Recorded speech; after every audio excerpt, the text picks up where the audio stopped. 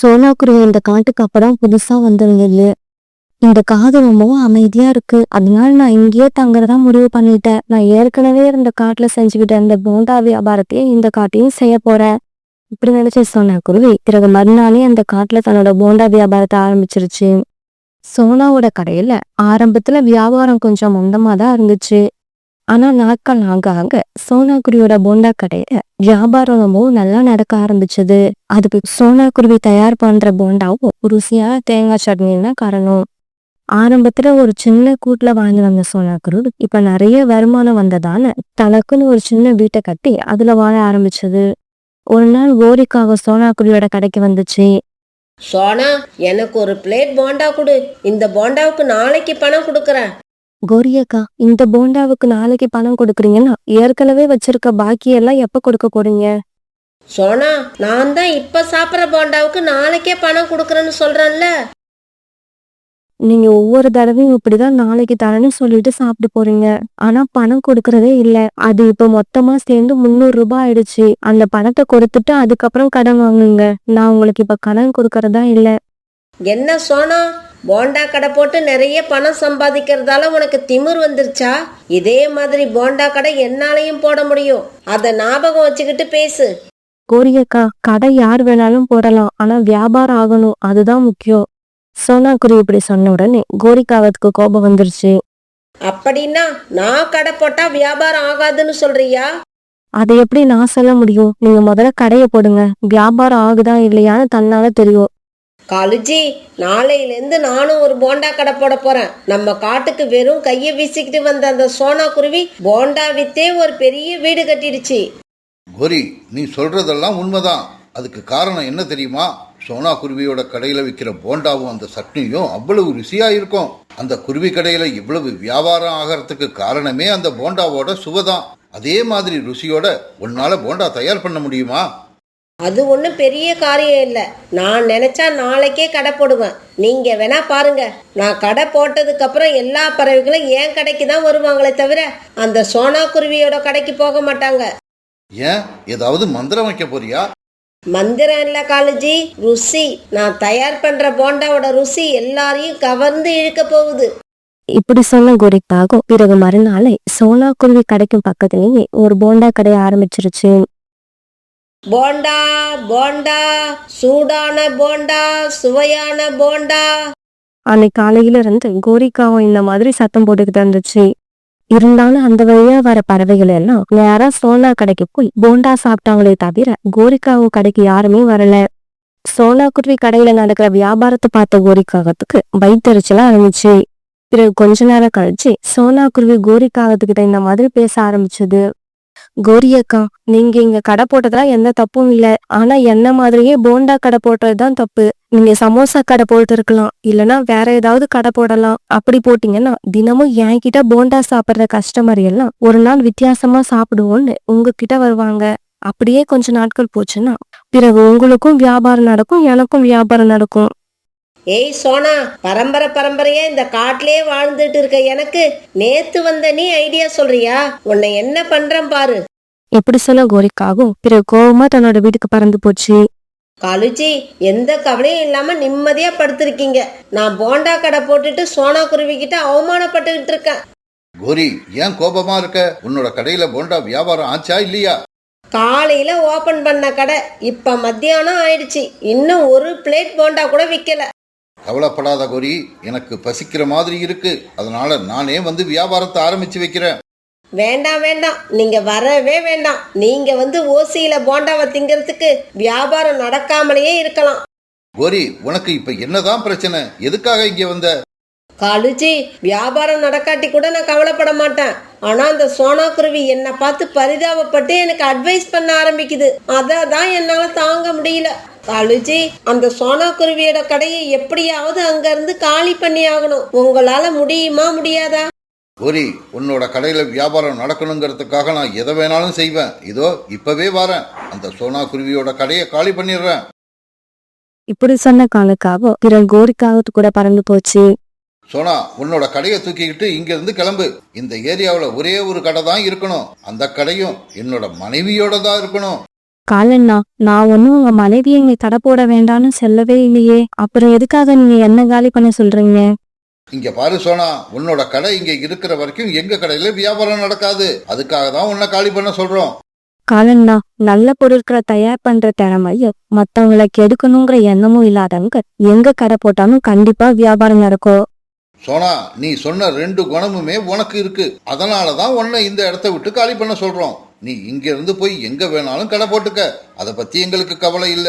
ஆனா உன் கடை இங்க இருக்க கூடாது. காலுக்காக இப்படி சொன்ன உடனே சோனா குருவி தன்னுடைய கடையை தள்ளிக்கிட்டு அங்கெல்லாம் நகர்ந்து போயிடுச்சு. இப்படி தள்ளிக்கிட்டு போன சோனா குருவி தன்னுடைய கடையை இப்ப அந்த காட்டோட இன்னொரு பகுதிக்கு கொண்டு போயிடுச்சு. ஆனா சோனா குருவியோட கடை இடமானது தெரியாத பறவைகள் பழையபடி இதே இடத்துக்கு வந்தாங்க. கோரி, சோனா குருவி இன்னைக்கு கடை போடலையா? நான் போண்டா சாப்பிடலாம்னு வந்தேன். ஏன், நான் என்னோட கடையில என்ன மைசூர் பாக்கா வித்துக்கிட்டு இருக்கேன்? நானும் போண்டா தானே விக்கிறேன். இத சாப்பிட்டுட்டு போ. கோவப்படாத கோரி, சோனா குருவி இன்னைக்கு எதுக்காக கடை போடல? சோனா குருவி இதுக்கப்புறம் இங்க கடை போடாது. அது கடையை காலி பண்ணிக்கிட்டு வேற காட்டுக்கு போயிடுச்சு. நீ இன்னைக்கு என்னோட போண்டாவை சாப்பிட்டு பாரு. நல்லா இல்லைன்னா நீ பணமே கொடுக்க வேண்டாம். சரி, ஒரு பிளேட் போண்டா கொடு. பிறகு கோரிக்காக கொடுத்த போண்டாவை ஒரு வாய் சாப்பிட்டதுக்கு தாக்கிலி இப்படி பேச ஆரம்பிச்சது. சீ, போண்டா இது ஒரே புளிப்பு, சட்னி ஒரே காரம், வாயில வைக்க முடியல. இதை என்னால சாப்பிட முடியாது. நீ ஏன் வச்சுக்கோ. என்னது, நானே வச்சுக்கணுமா? கொடுத்த போண்டாவை எச்சி பண்ணி சாப்பிட்டுட்டு இப்ப அதை என்கிட்டயே திருப்பி கொடுக்குறியா? இங்க பாரு, மரியாதையா போண்டாவுக்குள்ள காசை கொடுத்துட்டு போ. என்னது, காசு கொடுக்கணுமா? நீ தான் சொன்ன போண்டா நல்லா இல்லைன்னா காசு கொடுக்க வேண்டாம்னு. உண்மையிலேயே நீ கொடுத்த போண்டா நல்லாவே இல்ல. பொய், சுத்த பொய். நான் அப்படி சொல்லவே இல்லை. இப்ப நீ காசு கொடுக்கலன்னா இங்க இருந்து போகவே முடியாது. கோரிக்காங்க கோவமா இப்படி சொல்லவே தார வழி இல்லாத ரீதாக்கு பணத்தை எடுத்து கொடுத்துட்டு அங்கிருந்து பறந்து போயிடுச்சு. சோனாக்குருவியோட கடை தார வரைக்கும் இருக்கிறது கொஞ்சம் கொஞ்சமா அந்த காட்டுல இருக்கிற பறவைகளுக்கு தெரிஞ்சு போயிடுச்சு. அதனால என்ன பண்றதுன்னு சோனாக்குருவி கடைக்கு போய் மறுபடியும் போண்டா சாப்பிட ஆரம்பிச்சாங்க. சோனா, கோரி இலவசமா கொடுத்தா கூட யாரும் அங்க போய் சாப்பிட மாட்டாங்க. அந்த அளவுக்கு கேவலமா இருக்கு. ஒரு நாள் நான் கோரியாத கிட்ட அப்பவே சொன்னேன், நீங்க போண்டா கடை போடாம வேற ஏதாவது கடை போடுங்கன்னு. அவங்கதான் கேட்கவே இல்ல. காலுஜி, அந்த சோனா குருவியை இந்த இடத்த விட்டு விரட்டியும் எனக்கு வியாபாரமே ஆக மாட்டேங்குது. இப்ப என்ன பண்ணலாம்? கோரி, நீ சோனா குருவியை இந்த காட்டுல இருந்தே விரட்டி விட்டா கூட நம்ம காட்டுல உள்ள பறவைகள் போண்டா சாப்பிடணும்னா அது எங்க கடை போட்டிருக்கோ அங்கதான் போவாங்க. காலுஜி, நம்ம போண்டா வியாபாரமாக வேற வழியே இல்லையா? கோரி, நான் சொல்றத பொறுமையா கேளு. எப்பவுமே நாம அடுத்தவங்களை பார்த்து அதே மாதிரி ஆகணும்னு ஆசைப்படக்கூடாது. நமக்கு என்ன தெரியுமோ அதை தான் செய்யணும். நீ என்னைக்காவது எனக்கு சூப்பு வச்சு கொடுப்ப பாரு, அது உண்மையிலேயே ரொம்ப சூப்பரா இருக்கும். நான் என்ன சொல்றேன்னா, போண்டா கடையை எடுத்துட்டு நீ சூப்பு கடையை போடு, உனக்கு கண்டிப்பா வியாபாரம் ஆகும். அதே மாதிரி சோனா குருவி கிட்ட போய் அதையும் மறுபடி இங்கேயே வந்து கடை போட்டுக்க சொல்லு. இப்படி சொன்ன காலுக்காகவும் பிறகு அங்கிருந்து பறந்து போயிடுச்சு. பிறகு அன்னைக்கு சாயங்காலம் வீட்டுக்கு போற சமயத்துல கோரிக்காக சோனாக்குருவியோட கடையை பார்த்து வந்துச்சு. அந்த சமயத்துல நிறைய பறவைகள் அங்க போண்டா சாப்பிட்டுக்கிட்டு இருந்தாங்க. காலுஜி சொன்னது உண்மைதான் போல இருக்கு. நாம இந்த சோனா குருவியை பக்கத்து காட்டுக்கே விரட்டி விட்டா கூட இந்த பறவைகள் அங்க போய் போண்டா சாப்பிட்டாலும் சாப்பிடுவாங்களே தவிர நம்ம கடைக்கு வரவே மாட்டாங்க. பேசாம நம்ம சோனா குருவி கூட சமாதானமா போயிடுவோம். சோனா, நான் என்னோட தோல்வியை ஒத்துக்கிறேன். எனக்கு இனிமே போண்டா கடை வைக்கிற ஐடியாவே இல்லை. நான் சூப்பு கடை வைக்க போறேன். அதனால தயவு செஞ்சு நீயும் உன்னோட கடையை பழையபடி அங்கேயே கொண்டு வந்துரு. நீ போண்டா வியாபாரம் பண்ணு, நான் சூப்பு வியாபாரம் பண்றேன். யாருக்கு எவ்வளவு வியாபாரம் நடக்கும்னு இருக்கோ அப்படியே நடக்கட்டும். கோரியக்கா, நான் இதையே தான் அப்ப சொன்னேன். ஆனா நீங்க கேட்கல. இருந்தாலும் இப்ப நீங்க புரிஞ்சுக்கிட்டே நினைச்சு எனக்கு சந்தோஷமா தான் இருக்கு. பிறகு மறுநாள்ல இருந்து சோனாபுரியும் கோரிக்காவும் பக்கத்து பக்கத்துல கடை போட ஆரம்பிச்சாங்க. கொஞ்ச நாள் கழிச்சு இவங்க 2 பேர் கடையுமே நல்லா வியாபாரம் நடக்க ஆரம்பிச்சது. இப்ப எல்லாம் சோனா குருவிய கோரிக்காவும் எதிரியா நினைக்கிறது இல்ல, தன்னோட தோழியா நினைச்சு சந்தோஷமா வாழ ஆரம்பிச்சது. அந்த வயதான கழுகு தன்னோட கூட்டுல படுத்திருந்தது. அந்த கழுகுக்கு 2 நாளா காய்ச்சல் இருந்தது. அந்த கழுகோட பேர குழந்தை பீமு அந்த கூட்டுலதான் இருந்தான். பீமோட அம்மா பீம் பிறக்கிறப்பவே இறந்து போயிட்டாங்க. அதுல இருந்து பீம் தன்னோட பாட்டி கிட்டதான் வளர்ந்து வந்தான். தன்னோட பாட்டி இப்படி படுத்திருக்கிறத பார்த்த பீமால கண்ணீர் மட்டும்தான் விட முடிஞ்சது. வேற எதுவும் செய்ய முடியல. இந்த கழுகு இப்படி காய்ச்சல்ல படுத்திருக்கிறது அந்த காட்டுல உள்ள எல்லா பறவைகளுக்கும் தெரியும். இருந்தாலும் யாரும் அந்த இடத்துக்கு வந்து கழுகுக்கு உதவி செய்ய நினைக்கவே இல்லை. ஏன்னா இந்த கழுகு வாலிப வயசுல அந்த காட்டுல இருந்த நிறைய பறவைகளை வேட்டையாடி கொண்டு தின்னிருந்தது. ரீட்டா, அந்த வயதான கழுகு 2 நாளா படுத்த படுக்கையா இருக்கு. பாவம், அதோட பேர குழந்தையும் அது பக்கத்துல உட்காந்து அழுதுகிட்டே இருக்கு. நீ கொஞ்சம் வரியா? அந்த கழுகுக்கு நாம போய் கொஞ்சம் உதவி செஞ்சுட்டு வருவோம். இங்க பாரு சோனா, தயவு செய்து என்ன அங்க கூப்பிடாத. அந்த கழுகு எங்க அப்பாவை என் கண்ணு முன்னாடியே கொண்டு தின்னுச்சு. அந்த காட்சி இன்னும் என்னோட மனசுலயே இருக்கு. ரீட்டா, அந்த கழுகான நாமெல்லாம் நம்மளோட நிறைய சொந்தங்களை இழந்திருக்கோம். அது எனக்கும் தெரியும். இருந்தாலும் உயிருக்கு போராடிக்கிட்டு இருக்க அந்த கழுகுக்கு உதவி செய்ய வேண்டியது நம்ம கடமை இல்லையா? இங்க பாரு சோனா, நீ எங்க வேணாலும் போ, ஆனா தயவு செய்து என்ன கூப்பிடாத. இப்படி சொல்லிட்டு ரீட்டா கிளி அந்த இடத்த விட்டு பறந்து போயிடுச்சு. பிறகு சோனா குருவி மட்டும் காய்ச்சலுக்கான மருந்தையும் கொஞ்சம் பழங்களையும் எடுத்துக்கிட்டு கழுகோட கூட்டுக்கு பறந்து போச்சு. இங்க பாருங்க, எனக்கு தெரியும் நீங்களும் பசியில இருப்பீங்க, உங்க பேரனும் பசியில தான் இருப்பான். அதனால என்னால உங்களுக்கு மாமிசம் கொண்டு வர முடியாது. என்கிட்ட இருக்கிற பழங்களை தான் எடுத்துட்டு வந்திருக்கேன். அப்புறம் காய்ச்சலுக்கான மருந்து என்கிட்ட இருக்கு, அதை சாப்பிட நினைச்சீங்கன்னா உங்களோட வாயை கொஞ்சம் தரங்க. சோனா குருவி இப்படி சொன்னதும் பிறகு கழுகு மெதுவா வாயை திறந்தது. சோனா குருவி தான் எடுத்துட்டு போன காய்ச்சலுக்கான மருந்தை கழுகோட வாயில 4 சொட்டு விட்டது. பிறகு கொஞ்ச நேரம் கண்ணு மூடிக்கிட்டே படுத்திருந்த அந்த கழுகு பிறகு தட்டு தடுமாறி எழுந்திரிச்சு உட்கார்ந்தது.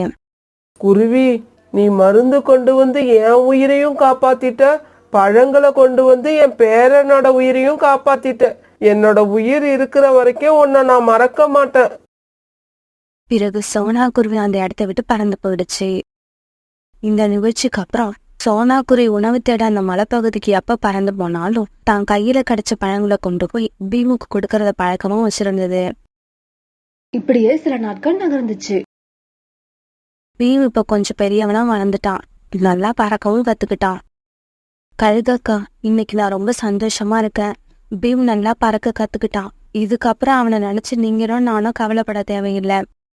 குருவி, இதுக்கெல்லாம் காரணம் நீதான். நீ மட்டும் எங்களுக்கு உதவி செய்யலன்னா நானும் என்னோட பேரனும் எப்பவோ இறந்து போயிருப்போம்.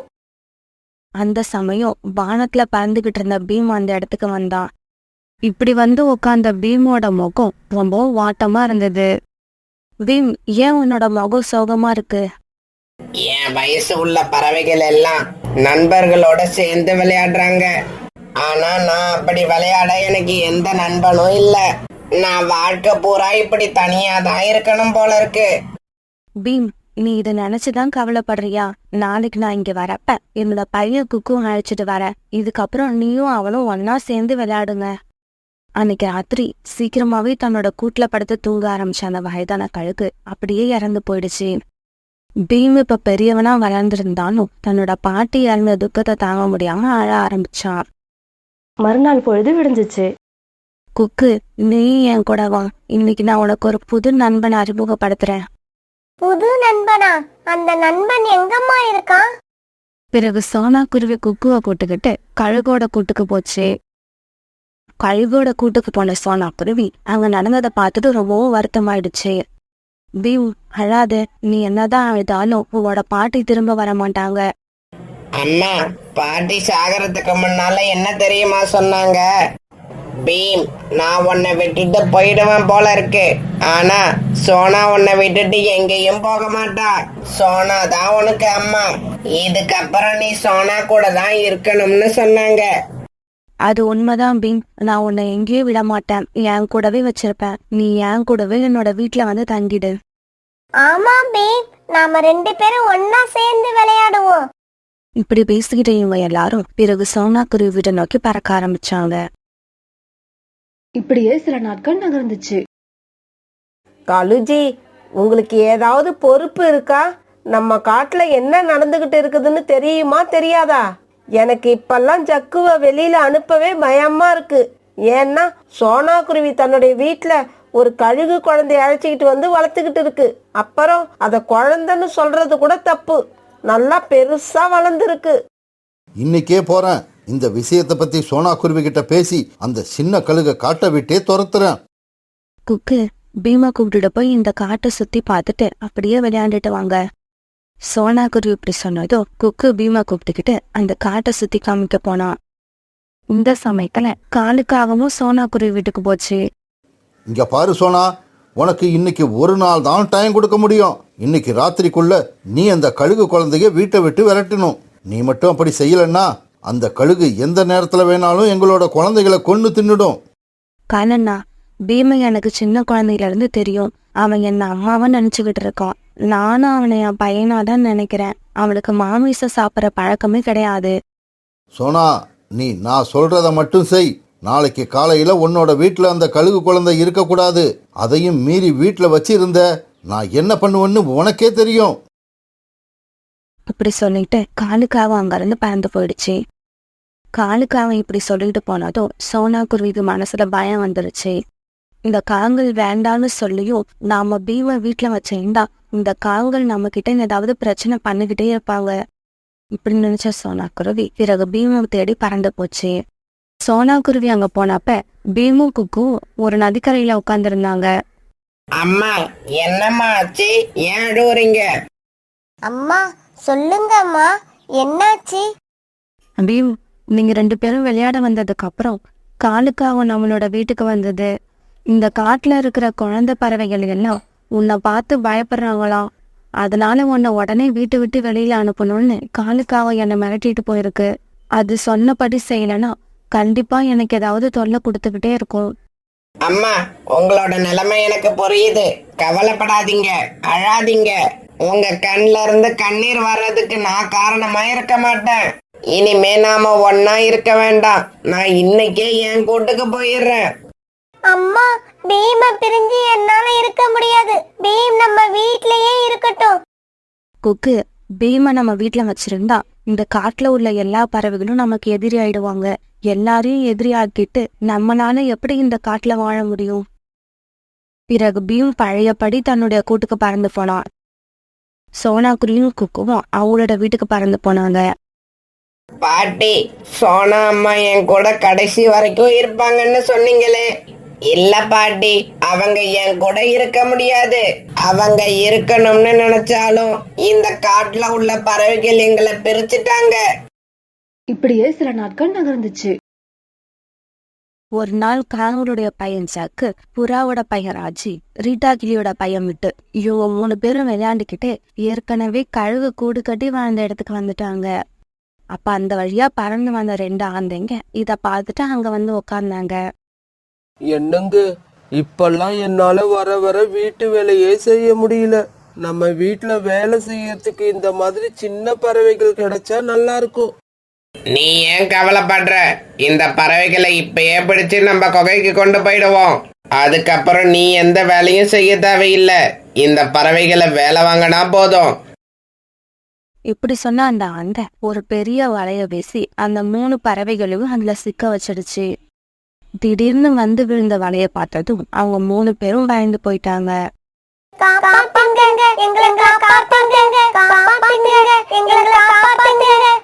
இந்த பறவைகளோட சத்தத்தை கேட்டதும் தூங்கிக்கிட்டு இருந்த பீம் எழுந்திரிச்சு உட்காந்து வலையில மாட்டிருந்த பறவைகளை பார்த்துட்டா. இங்க பாருங்க, எதுக்காக இந்த பறவைகளை சிறை பிடிச்சு வச்சிருக்கீங்க?